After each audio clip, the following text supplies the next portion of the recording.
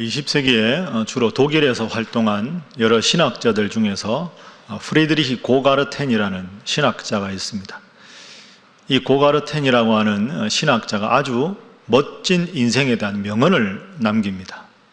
그 명언은 이런 것입니다. 인생이란 영어 4개의 전치사로 결정된다. of, for, with, by. 인생이라고 하는 것은 이 4개의 영어 전치사에 의해서 결정이 난다. 제일 처음에 나오는 전치사 of입니다. 삶의 주체지요. 내 관심이 뭐냐? 무엇에 의해서, 누구에 의해서 내 인생을 살아가느냐? 두 번째는 삶의 목적입니다. 뭘 위해서 내가 인생을 살아가느냐? 세 번째는 그 목적을 이루기 위해서 누구와 주로 함께 호흡하고 대화하느냐? 나의 동역자들이 누구냐? 제일 가까이 있는 사람들이 누구냐? 하는 삶의 관계에 대한 질문입니다. 마지막 네 번째는 by입니다. 무엇에 의해서, 어떤 삶의 수단으로 내 인생을 살아가느냐? 기도가 내 인생이 가장 중요한 수단이냐? 아니면 나를 믿는 나에 대한 믿음이냐? 아니면 속임수냐? 하는 것이죠. 여러분은 어떤 관심으로, 누구 또는 무엇에 의해서 인생의 어떤 목적을 가지고 누구와 함께 어떤 인생의 수단으로 삶을 살아가십니까? 그래서 오늘은 이 인생에 대한 궁극적인 질문을 가지고 우리가 하나님을 믿는 사람으로 나는 누구인가? 어떤 삶의 태도를 가지고 살아가는 것이 신앙인다운 삶의 태도인가 하는 것에 대해서 오늘 본문을 통해 그 해답을 한번 찾아보도록 하겠습니다. 먼저 오늘 본문 말씀은 나는 누구인가에 대해서 아주 명확하게 대답을 합니다. 너는 여호와 내 하나님의 성민이라 하는 것이 하나님의 말씀의 대답입니다. 자, 오늘 6절 말씀을 우리 다 함께 화면 보면서 읽어보겠습니다. 시작. 너는 여호와 내 하나님의 성민이라. 내 하나님 여호와께서 지상 만민 중에서 너를 자기 기업의 백성으로 택하셨나니. 아멘. 따라하겠습니다. 너는 여호와 내 하나님의 성민이라. 여호와 내 하나님의 성민이다 하는 것은 우리가 하나님께 속한 자다 하는 뜻이 되고, 더 적극적으로 해석하면 하나님께 우리 인생의 길을 물어야 바른 대답을 얻을 수 있는 존재다. 왜? 하나님의 성민, 내가 하나님께 속한 자이기 때문에. 여러분, 제가 자주 말씀드렸지만 하나님이 나를 창조하셨다 하는 말씀을 더 쉬운 표현으로 바꿔보면 나보다 나를 더 잘 아시는 분이 하나님이십니다. 자동차 타다가 고장나면 카센터를 가야죠. 왜? 자동차가 어떻게 구성이 되어 있는지 잘 아니까. 그래야 자동차를 고칠 수 있는 거죠. 내 인생이 지금 바로 살아가는가, 이렇게 살아도 되는가 하는 인생의 질문에 대해서도 하나님께서 나를 창조하셨고 나보다 나를 더 잘 아시니까 하나님, 제가 인생을 바르게 살아가는 것입니까? 하나님께서 원하시는 삶을 살겠습니다 하는 것이 우리가 취할 마땅한 태도라는 겁니다. 하나님을 위해서 내 인생을 산다 하는 말을 오해하지 마십시오. 그건 내가 하고 싶은 모든 것을 일방적으로 포기했다는 게 아닙니다. 나보다 하나님이 나를 더 잘 아시니까 나를 사랑하시는 하나님께서 내 인생을 가장 바른 방향으로 인도하실 궁극적인 분이다 하는 의미에서 하나님께 우리 인생을 묻는 것이 필요하다 하는 것이죠. 그래서 우리가 이렇게 고백할 수 있습니다. 한번 따라 하시죠. 나는 하나님께 속한 자다. 인생은 하나님만 바라보아야 행복하다. 여러분 믿습니까? 이게 우리의 진실한 고백이 되어야 됩니다. 하나님께 내 인생을 맡겨야 하나님께서 내 인생의 길을 가르쳐 주시는 대로 가야 내 인생이 행복해진다 하는 것이죠. 그리고 6절의 뒷부분에 보면 너는 여호와 내 하나님의 성민이라 이렇게 되어 있습니다. 성민. 그죠? 자, 성민이라는 말은 거룩한 백성 이런 뜻입니다. 오늘 우리로 말하면 이 본문을 읽는 우리에게 너는 나의 거룩한 백성이다 이렇게 말씀하십니다. 감사한데 죄송스럽죠. 그리고 6절 후반부에 보면 하나님께서 이렇게 말씀하셨습니다. 너를 자기 기업의 백성으로 택하셨다. 나죠, 나. 나를 자기 기업의 백성으로 택하셨다. 많은 백성들 중에서. 저 기업이라는 단어가 히브리어로 세굴라라는 단어입니다. 이 세굴라라는 단어의 원래 뜻은 보배, 보물 이런 뜻입니다. 그러니까 하나님께서 너는 거룩한 내 백성이다 이렇게만 말씀하신 게 아니라 너는 나의 보물이야 이렇게 말씀하시는 겁니다. 한편 참 감사하고 기쁜데 한편으로는 아이고 내가 거룩하지도 않고 내가 하나님의 보물이면 보물답게 살아야 되는데 전혀 그렇지 않았는데 감사한데 너무 부담스럽다. 이거 어떡하나 이런 생각을 할 수 있습니다. 왜 하나님은 우리에게 보물이라고 말씀하시고 거룩하게 택했다고 말씀하실까요? 하나님이 그렇게 말씀하신 이유를 직접 설명하십니다. 그게 7절 말씀입니다. 자, 7절 함께 읽습니다. 시작. 여호와께서 너희를 기뻐하시고 너희를 택하심은 너희가 다른 민족보다 수요가 많기 때문이 아니니라. 너희는 오히려 모든 민족 중에 가장 적으니라. 아멘.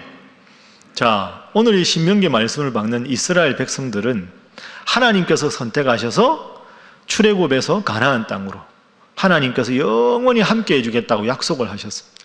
이스라엘 백성들은 너무 황송하지만 죄송스러웠잖아요. 그러니까 하나님께서 그 이유를 친히 말씀하십니다. 다른 모든 민족들과 비교해보면 다른 민족들은 더 숫자도 많고 능력도 있고 출중한 다른 민족도 있다. 그런데 내가 너 이스라엘을 선택한 이유는 너희가 수요가 가장 적은 민족이기 때문이다. 그래서 7절에 수요가 많다, 수요가 적다 하는 반대되는 단어가 등장합니다. 수요가 많다 할 때 저 많다라는 단어는 원문으로 보면 풍부하다, 중요하다, 능력이 많다 이런 뜻입니다.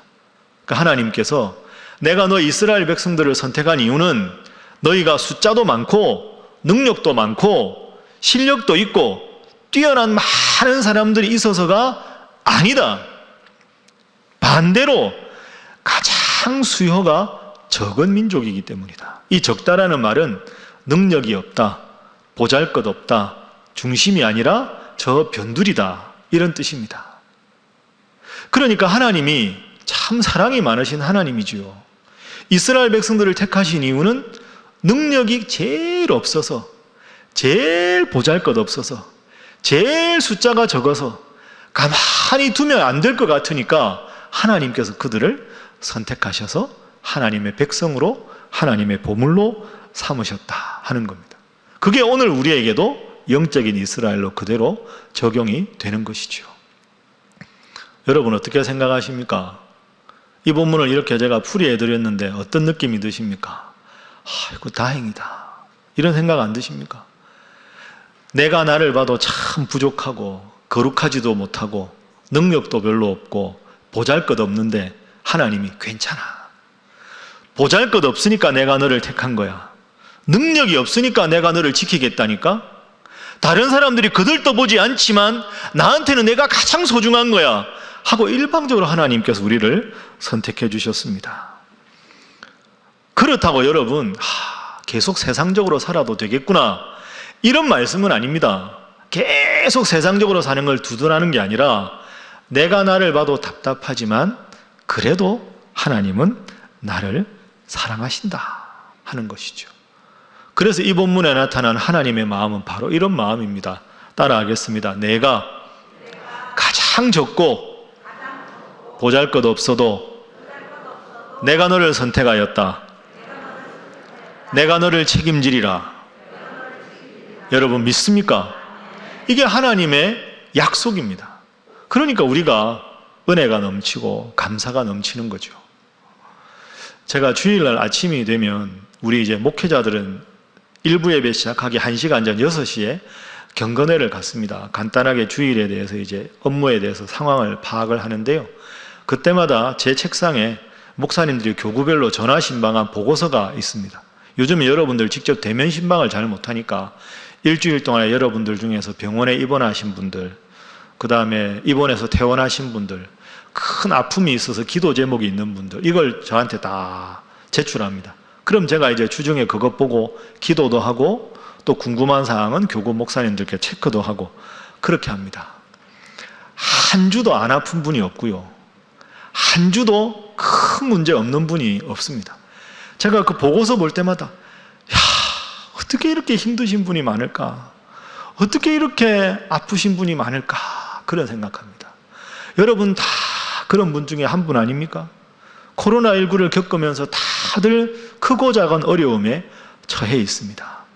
그러나 여러분, 정말 내가 부족하고 힘들고 지쳐 있는데 그래서 하나님 생각에 집중하지 못하지만 하나님은 괜찮아. 가장 부족해서 내가 너를 선택한 거야. 그렇게 말씀하셨습니다. 그 하나님을 믿고 힘들고 어렵지만 기도함으로 이 모든 어려움을 잘 이겨나가시기를 주님 이름으로 축복합니다. 그렇습니다. 힘들다고 하나님께 원망하고 한숨만 쉬고 그러면 우리가 하나님 믿는 사람이 하나님 안 믿는 사람과 다를 바가 전혀 없지 않습니까? 이렇게 목회를 하다가 뵈면 참 안타까운 분이 가끔 있습니다. 저분은 지금 이 상황에서 좀 더 하나님 앞에 간절히 매달리고 기도하면 분명히 하나님께서 들어주실 텐데 왜 그걸 모를까? 본인 빼고는 다 아세요. 주위 분들도. 저분이 지금 좀 더 무릎 꿇으면 하나님께서 분명히 복을 주실 텐데 끝까지 자기 아집을 놓지 않고 자기 고집대로 하나님 앞에 무릎 꿇지 않고 자기 경험 의지하고 교만하게 살아가다가 더 큰 인생의 공경과 낙담을 하는 경우가 얼마나 많이 있습니까? 하나님은 너는 나의 보물이다 이렇게 말씀하셨습니다. 그렇게 소중한 존재가 눈물을 흘리고 무릎 꿇고 기도하는데 하나님께서 안 들어주시겠습니까? 하나님만 간절히 붙잡고 기도하면 지금 여러분이 아무리 어려운 환경 속에 있어도 하나님께서 능히 여러분을 지키시고 더 큰 복으로 함께 하실 줄로 믿습니다. 자, 힘들고 어려운데 하나님이 보물이라고도 하시고 참 세속적인데 거룩하다고도 하셨으니 참 마음이 기쁩니다. 기쁜데 마음 한켠에서는 약간 불안함이 있습니다. 저러다 하나님이 마음을 바꾸시면 어떡할까? 넌 도저히 안 되겠다. 내 미안한데 취소한다. 너는 더 이상 보물 아니다. 혹시 이러시면 어떡할까? 이런 불안함이 있죠. 하나님이 그 불안함도 아시고 오늘 본문에서 그 불안함에 대해서도 분명하게 약속을 해 주셨습니다. 자, 본문 8절 말씀을 한번 보십시오. 8절 말씀 보시면 하나님이 이렇게 말씀하셨습니다. 여호와께서 다만 너희를 사랑하신다. 부족해도 너를 사랑하신다 말씀하셨고 9절 말씀에 보면 그런즉 너는 알아라 오직 너의 하나님 여호와는 하나님이신데 신실하신 하나님이시다. 여러분, 사랑이 많으신 하나님, 신실하신 하나님, 이 두 가지가 연결되는 거죠. 사랑이 많으신 신실하신 하나님. 신실하다는 뜻이 뭘까요? 신실하다는 말은 하나님 우리를 사랑하실 때 끝까지 한결같이 사랑하신다는 게 신실한 겁니다. 하나님 우리를 사랑하시다가 우리가 사는 모습이 너무 부족한 걸 보고 아 미안하다, 너는 취소다, 그게 신실한 하나님이 아니고요. 다음 주일날 와도 부족하고 1년 후에 여전히 부족하고 여전히 하나님 앞에 지극히 적은 자라도 내가 너를 사랑하기로 결심한 이상 너를 향한 내 사랑은 신실해서 절대로 변치 않을 것이다. 이것이 하나님의 신실하심입니다. 그렇습니다. 이렇게 생각해 보면 하나님 믿는 게 복음입니다. 얼마나 기쁜 일입니까? 사랑의 하나님, 신실하신 하나님. 내가 그래도 오늘도 하나님 앞에 나와서 예배 드릴 수 있고 하나님의 자녀가 된 것은 하나님의 은혜 아니면 도저히 설명할 수가 없는 것이죠. 그래서 이 은혜를 우리보다 먼저 고백한 인물이 신약 성경의 대표적인 사도 바울 아닙니까? 여러분 잘 아는 본문입니다. 고린도전서 15장에 사도 바울이 이렇게 고백합니다. 그러나 내가 나 된 것은 하나님의 은혜로 된 것이 내게 주신 그의 아내가 헛되지 아니하여 내가 모든 사도보다 더 많이 수고하였으되 내가 한 것이 아니요 오직 나와 함께 하신 뭐다? 하나님의 은혜다. 모든 것이 하나님의 은혜다. 이 고백이 여러분들에게도 평생의 고백이 되시기를 주님 이름으로 축복합니다. 지난 주간에 제가 퇴근해서 집에서 저녁을 먹고 그냥 무심히 TV를 켰는데요, 낯이 익은 스포츠 스타가 한 분이 나왔습니다. 여러분 80년대를 생각해 보면 그때는 지금보다 권투가 아주 인기가 있을 때입니다. 그죠? 세계적인 대회하고 세계적인 선수 하면 아주 TV에서 권투 선수가 인기 스타였죠. 80년대는. 그리고 생각해 보면 88년 서울 올림픽 때 우리나라 선수가 그 가벼운 체급에 플라이급에 나가서 금메달 딴 선수가 있습니다. 누군지 기억하십니까? 김광선 선수라고 88 올림픽 플라이급에서 금메달 딴 분입니다. 근데 이분이 TV 드라마에 이제 30년 이상 돼서 TV에 한번 다큐멘터리에 나왔어요. 유재석 씨랑. 그러니까 유재석 씨랑 김광선 씨랑 서로 인터뷰하는데 이 김광선 선수가 이제는 그 복싱 클럽의 관장님이 되셨어요. 그러면서 이런저런 이야기를 하는 거죠. 이런저런 대화를 하다가 유재석 씨가 이런 질문합니다. 권투 선수가 그 구름 같은 관중이 운집해 있는데 그 작은 사각의 링에 올라가서 시합할 때 얼마나 긴장되고 얼마나 떨리세요. 그 어떻게 그렇게 올라가세요? 그러니까 이 김광선 관장이 웃으면서 내 인생에 제일 긴장되고 제일 불안하고 제일 떨릴 때가 바로 그때라고.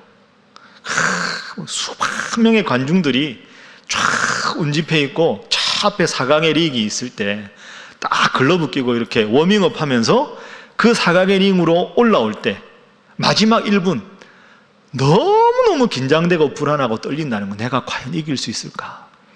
저 선수가 준비 많이 했을 텐데 내 작전과 내 계획대로 한 회 한 회를 잘 버텨나갈 수 있을까? 온갖 걱정과 불안함이 엄습한다는 거죠. 그건 상상할 수 없다는 겁니다. 그 다음이 중요합니다. 이 김광선 관장이 자기는 그런데 그 두려움을 이길 수 있는 노하우가 있다는 거죠. 너무너무 걱정이 되는데 그때 마음으로 부르는 노래가 하나 있답니다. 그 노래만 부르면 갑자기 용기가 생기고 어떤 상대도 쓰러뜨릴 수 있다는 충만한 자신감이 생긴다는 거죠. 여러분, 그 노래가 뭘까요? 여러분도 인생 살다가 제일 불안하고 떨릴 때 그 노래 딱 부르면 마음의 용기가 탁 생기는 그런 노래가 있으면 얼마나 좋겠습니까?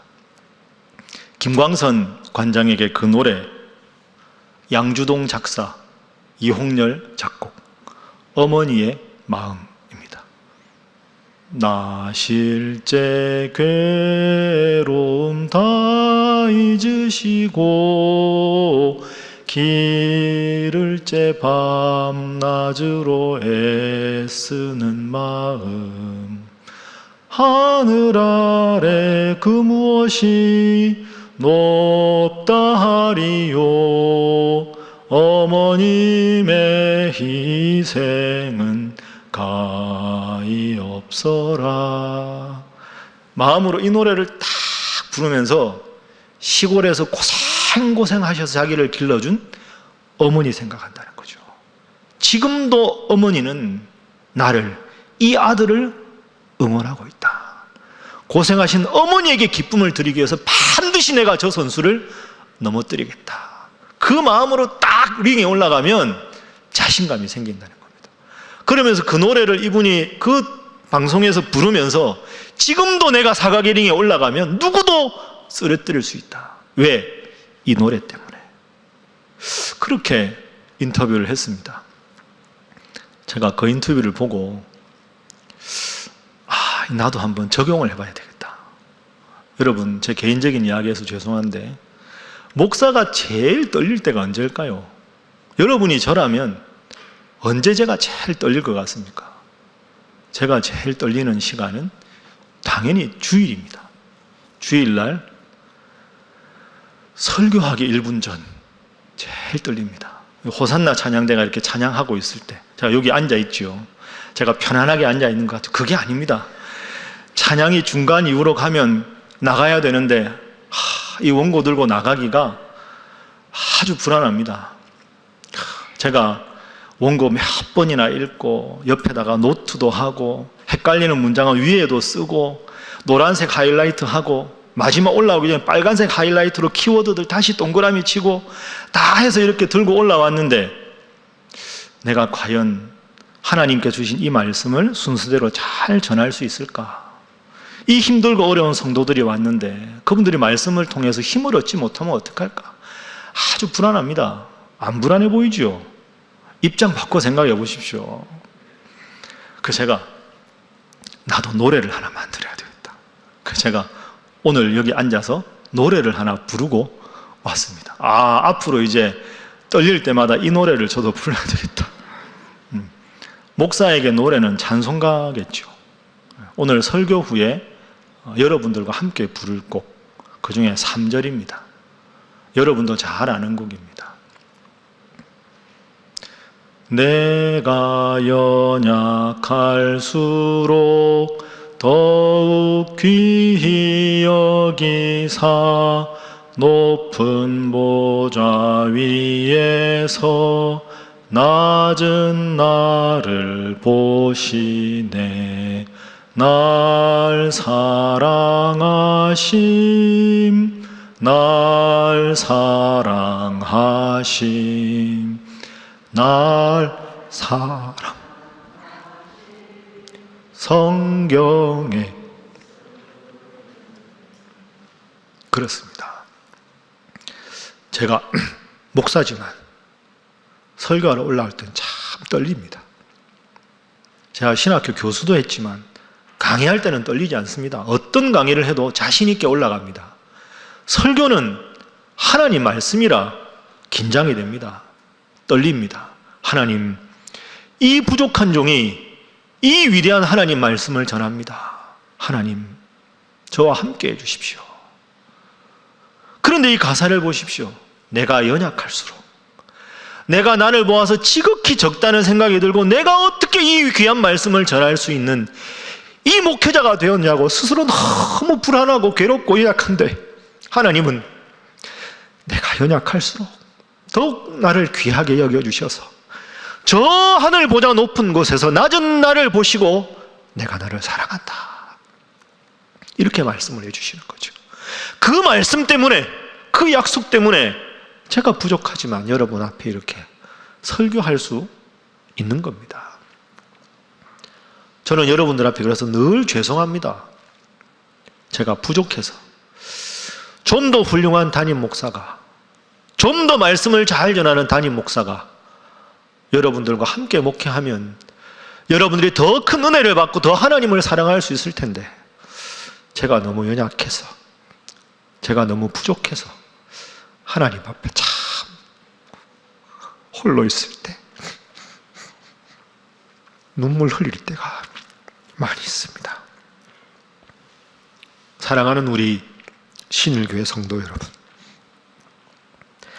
우리는 지금 무척이나 힘든 시절을 지나고 있습니다. 환경이 힘들어지면 참 보잘것없어 보이고 그나마 있던 자신감도 상실되곤 합니다. 그런데 하나님께서 오늘 우리에게 말씀하십니다.